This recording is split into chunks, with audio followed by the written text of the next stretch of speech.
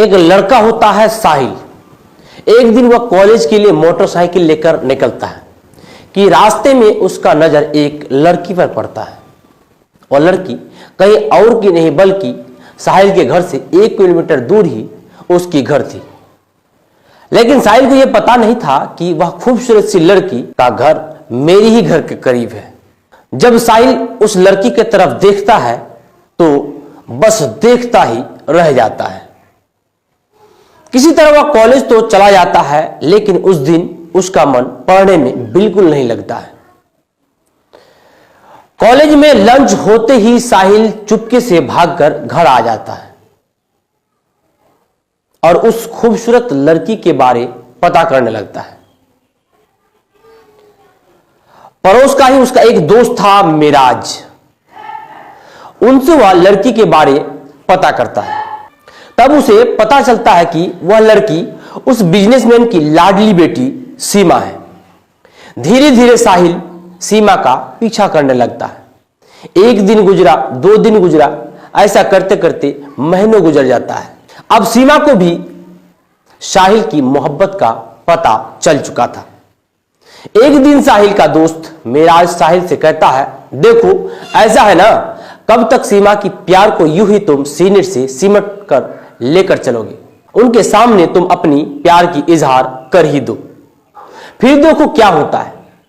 साहिल मिराज से कहता है, देखो मिराज, मुझे डर है कहीं सीमा मुझे मना कर दी तो मैं जीते जी मर जाऊंगा। मिराज कहता है, अरे बोलकर तो देखो, आखिर कहती क्या है सीमा? कब तक तुम उसकी पीछा करते रहोगे? अंततः साहिल एक दिन हिम्मत जुटाकर सीमा से कहता है, तुमसे एक जरूरी बात है मेरी, पर मैं तुम्हें यहां नहीं फोन पर बताऊंगा। सीमा कहती है, मेरे पास मोबाइल नहीं है और घर पर सख्त पहरा रहता है, किसका मोबाइल से बात करूं? तब साहिल कहता है, ठीक है मैं कुछ इंतजाम करता हूं। साहिल अपने दोस्त मिराज के जरिए सीमा को मोबाइल भेजता है और उसमें एक कागज पर लिखकर भेजता है, जब तुम्हारा घर पर कोई ना रहे तो इस नंबर पर जरूर कॉल करना प्लीज। अब दोनों के बीच बातचीत का सिलसिला शुरू हो चुका था। साहिल का दोस्त मिराज कहता है, कभी वह जोड़ी को लोग देसी हीर रांझा, लैला मजनू, रोमियो जूलियट से तुलना करते थे। मतलब यह दोनों ऐसा प्यार में पागल हो गया था कि 7 जन्म तक साथ जीने मरने की कसम खा रखा था। लेकिन दोनों के ही परिवार इस प्यार से नाराज थे, क्योंकि साहिल के सास ससुर चाहते थे दामाद शादी के बाद मेरा घर पर ही घर जमाई बनकर रहे, क्योंकि सीमा इकलौती बेटी थी और यह बात लड़के का यानी साहिल का मां बाप को इशारों में पता लग गया था। भला कौन मां बाप चाहेगा मेरा लाडला घर जमाई बनकर रहे पराए घर में? पर दोनों को दुनिया की कोई परवाह ना थी कि कौन क्या कहता है उनके बारे, कौन क्या नहीं कहता है। मतलब साहिल प्यार में इतना अंधा हो चुका था कि उसे अब लग रहा था कि सीमा ही उसकी जिंदगी है। साहिल का मां बाप बेटा को काफी समझाया कि पढ़ाई पूरी कर लो फिर शादी करना।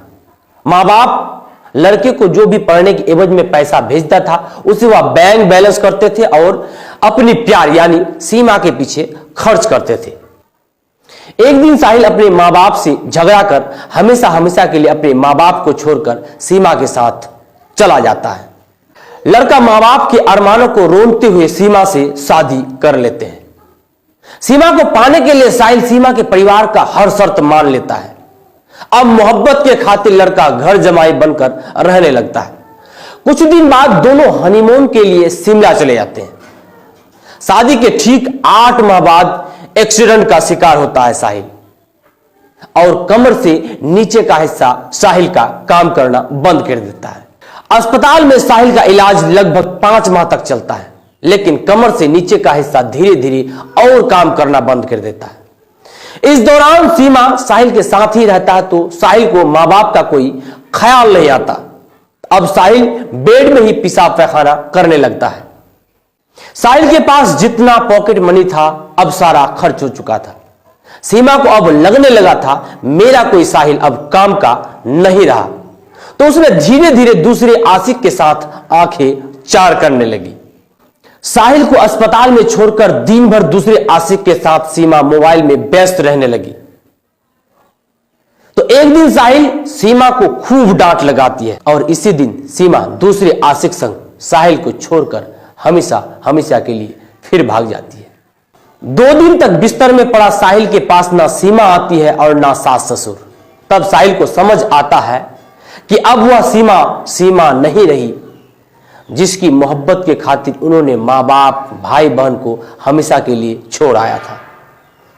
प्यार का भूत उतरते ही साहिल को पछतावा होने लगा कि हमसे बहुत बड़ी भूल हो गई है। अस्पताल के बेड में पड़ा साहिल को अब मां बाप परिवार का याद आने लगा था। इतना कुछ होने के बाद भी मां बाप को कुछ पता नहीं था, यानी साहिल के मां बाप को। लड़का एक नर्स से मोबाइल मांगकर अपनी मां को फोन करता है। फोन की घंटी बजती है, मां फोन उठाती है। लड़का कहता है, मां मैं साहिल बोल रहा हूं। मां कहती है साहिल से, बेटा तुम परिचय क्या दोगे? मुझे सुबह से ही ना जाने क्यों लग रहा था कि तुम्हारा आज फोन आएगा। बेटा की आवाज भले कैसे भूल जाऊं जब तक मैं मां मर ना जाऊं।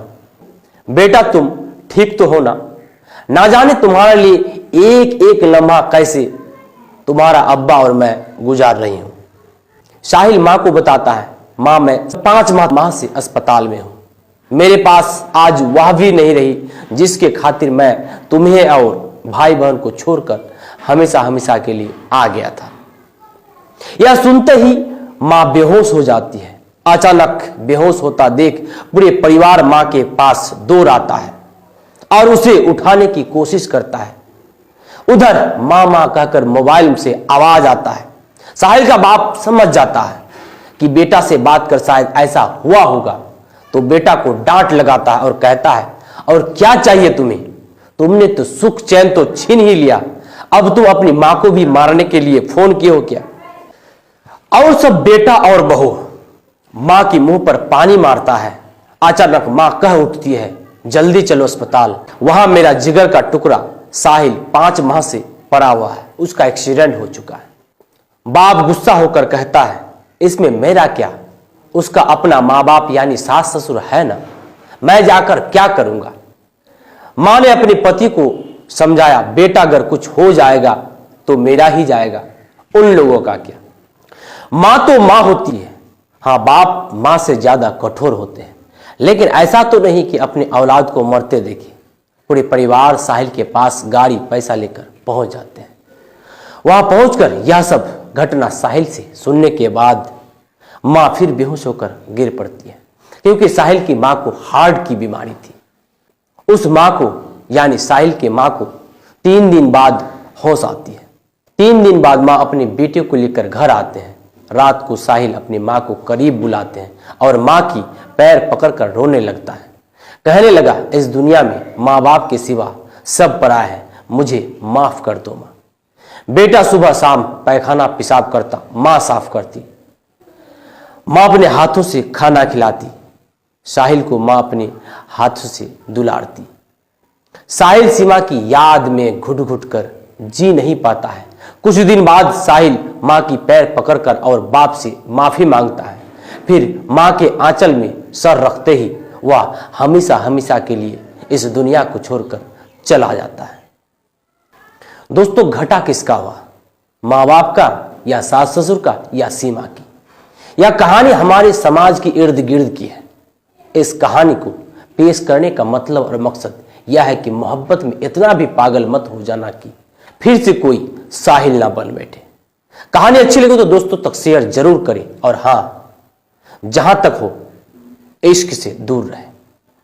शुक्रिया। अगली सच्ची कहानी लेकर जल्द हाजिर रहूंगा। जय हिंद, जय भारत।